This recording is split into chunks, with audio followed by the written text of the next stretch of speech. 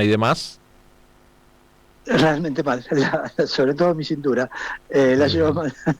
mal, padeciendo esta humedad de estos días. Siempre hay una época del año en que la edad pasa factura y es este tiempo, por eso a mí no me gusta esta época del año. La tratamos de llevar con la mayor idealidad que se puede, ¿no? Salimos antes de nuestra casa, teniendo en cuenta la neblina que parece a propósito, pero baja siempre a la hora que uno tiene Sí, está bajando que tarde, ¿eh? salir de su casa. Sí, sí, sí, sí. Sí, sí, está bajando tarde.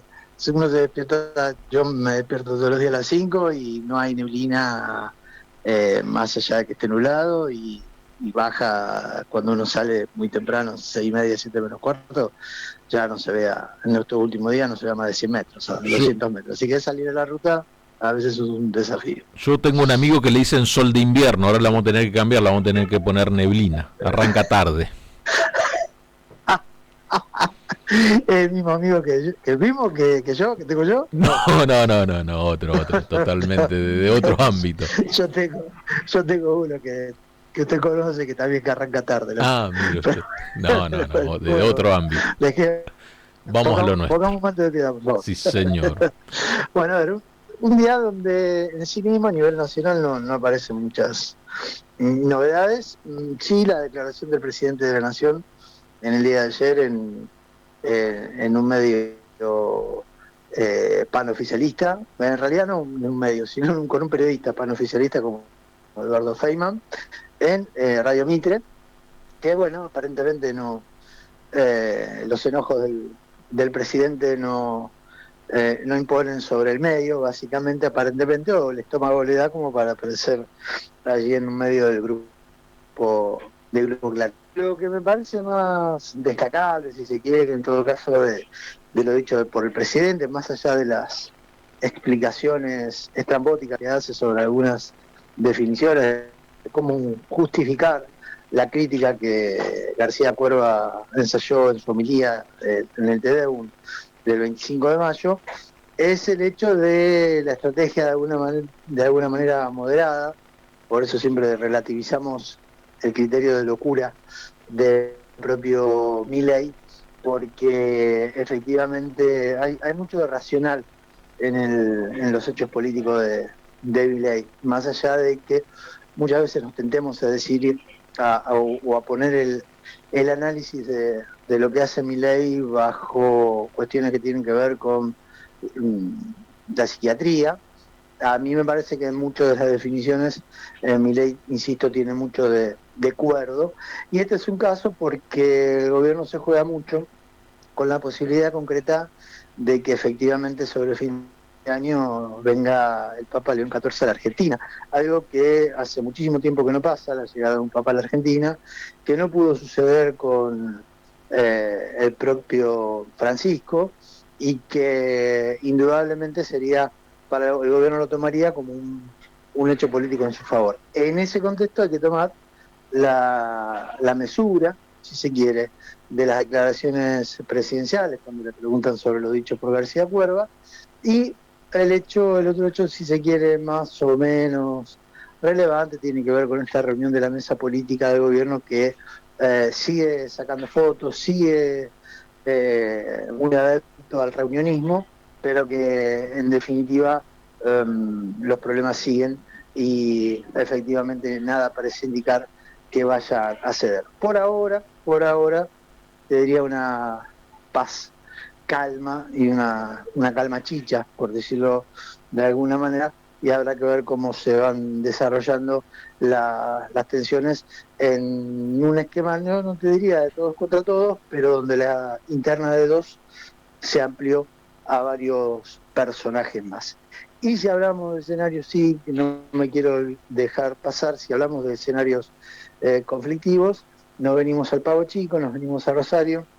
Indudablemente el hecho del parque acuático allí en Ujú. la Florida al gobierno municipal le está costando bastante.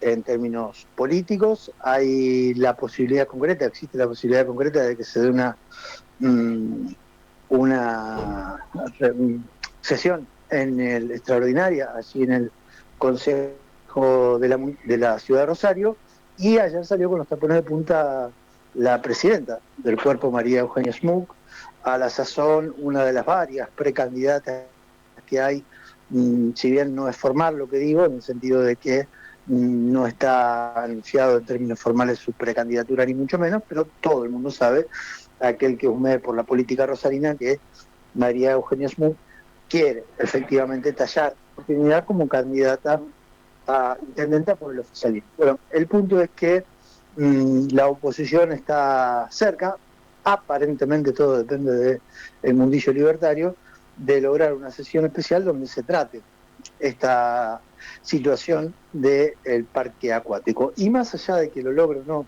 la oposición, más allá de que los libertarios se pongan o no los pantalones largos, digo esto porque han sido muy críticos de la decisión, y en esa crítica decisión, la política muchas veces te pone en un lugar que te exige una madurez política, y habrá que ver si el mundo libertario se hace cargo de eso o si la tira la pelota para afuera. Me imagino algunos negociando la posibilidad de que esa sesión no se lleve adelante. Lo interesante, ayer me llamaba la atención cuando María Eugenia Smook le recomendaba en unas declaraciones a una radio colega de aquí de Rosario, que le mandaba un mensaje a Juan Monteverde que si quería gobernar Rosario, ganara las elecciones y punto.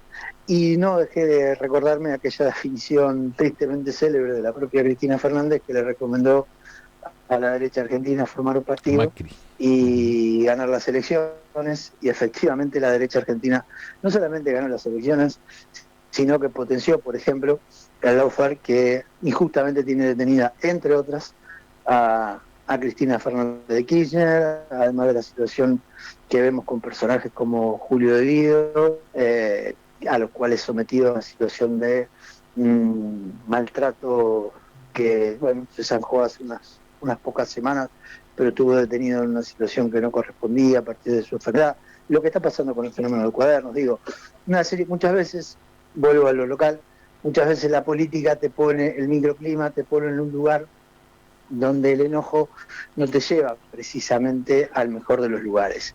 Y a mí me parece que el gobierno municipal, en este caso, no sé si se le escapó la tortuga, pero el hecho de tener a toda la oposición finalmente en contra de la situación, el hecho de que quede solo, muchas veces los gobiernos locales fundamentalmente invocan la cercanía o el acuerdo o el apoyo de los vecinos a determinado tipo de obras, cuando son polémicas, a contramano muchas veces de lo que puede pensar, si se quiere, el resto de la ciudad o ciertos sectores del poder. Bueno, acá no ha logrado eso el oficialismo, acá lo que tiene es efectivamente a los vecinos de la zona en contra, y tienes a las organizaciones ambientalistas también en contra, con lo cual la oposición obviamente recoge el guante de eso, obviamente que por cálculo político, y también porque es el juego de la política en cuanto a la representación de lo que, y acá no se tiene que asustar nadie, es un reclamo, una demanda de sectores de la sociedad, y los partidos políticos son efectivamente esa la función que tienen que cumplir. Bueno, los sectores opositores recogieron el guante, y da la sensación que el gobierno ha manejado mal el tema, porque queda solo, junto con el apoyo del gobierno provincial, que es el que pone la plata, y con las sospechas de una, efectivamente, licitación que estaría direccionada, o algunos empiezan a suponer que está direccionada. Me parece a mí que, independientemente de que si efectivamente se va a tener más o menos espacio de cara al río, independientemente de que se hayan ya derrumbado dos construcciones obsoletas, una de ellas el ex bar Mordisco, independientemente de todo eso, cuando vos como ejecutivo tenés un conflicto político de tal magnitud y tenés a los propios vecinos que supuestamente van a ser beneficiados en contra, tenés efectivamente un problema. Da la sensación que las declaraciones de ayer de Smook, insisto, muestran al Ejecutivo como representante ella del oficialismo, enojado, y cuando uno se enoja, diría un amigo común, estimado Villalba, si uno se enoja pierde. Y así que habrá que ver cómo sigue el desarrollo en las próximas 48 horas de estas negociaciones, si se llega o no a esa asamblea, a esa sesión, y cómo se despunta la situación en el Consejo Rosario. Sumale, Miguel, a lo que daba a conocer el día de ayer el concejal Mariano Romero a través de las redes sociales de cómo los líquidos cloacales de toda la ciudad, sin ningún tipo de tratamiento, se vierten allí en la zona de Puerto Norte, que también todo el arco oficialista ha salido a responderle rápidamente, bueno, allí dejando al desnudo, ¿no? Una situación que nunca Rosario y los gobiernos provinciales han querido solucionar, lo que sucede allí en la zona de Francia y el Río. Sí, y te agrego el detalle que me pareció, te diría hasta, no sé si es simpático, pero lo que me llamó la atención, el ex concejal Cardoso, contestándole y achicándole la responsabilidad al gobierno kirchnerista a nivel nacional y la política esta que garpa en algunos sectores de la ciudad, de la ciudadanía rosarina, del gobierno nacional, que dejó solo a Rosario, y se olvida Cardoso, que formó parte de un proyecto político que gobernó 4 años la Argentina, digamos, y que efectivamente habría que rebuscar y mucho cuáles fueron las obras trascendentales que puede haber aportado el Estado Nacional en el periodo 2019-2023 a una ciudad como Rosario, o a una región, si querés, como Rosario. Pero bueno, son, te diría, las miserias de cierta forma de entender la política, Julián. Le están entrando todas a Hapkin, ¿no? No sé si todas, pero me parece que esto ha quedado condicionado. Me parece que efectivamente esto ha quedado condicionado. Insisto, me parece que se manejó mal desde el comienzo. Se impuso una reforma a un sector que a mí me parece que para muchos ciudadanos es una zona muy sensible, y que no es mala la posibilidad de debatir qué se hace con esa zona. No me parece nada mal justamente de pensar efectivamente qué haces con esa zona, aprovechando efectivamente la oportunidad de abrir o no el río, cómo lo vinculás con lo vinculás con la ciudad, cuánto hay de valor, de puesta en valor o no, el hecho de que pongas un parque acuático en una zona que no es básicamente necesaria. No lo vi nunca como una demanda, pero eso puede ser una percepción absolutamente personal, que sea una demanda en cuanto a la ciudadanía pidiendo un parque acuático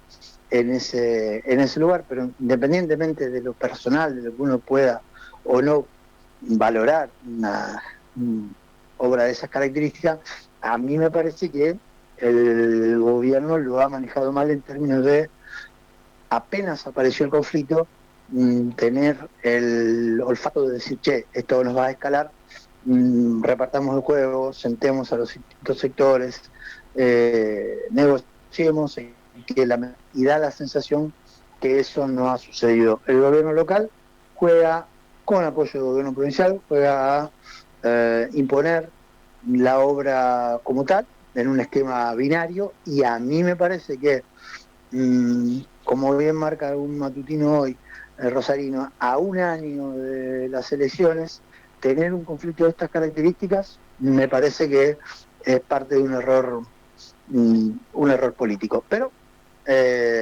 a veces, y que me parece que está, insisto, apalancado en los microclimas que muchas veces afectan a los gobiernos, y que en esta oportunidad termina condicionando a HAP. No sé si les entran todas, pero efectivamente esta decisión ha condicionado al gobierno local. Miguel, como siempre, muy amables, muchísimas gracias por estos minutos. Te mando un abrazo, Julián. Hasta mañana. Muy, pero muy buenos días. Pasaba el análisis político de Fundamentar de la mano del licenciado Miguel Hernango.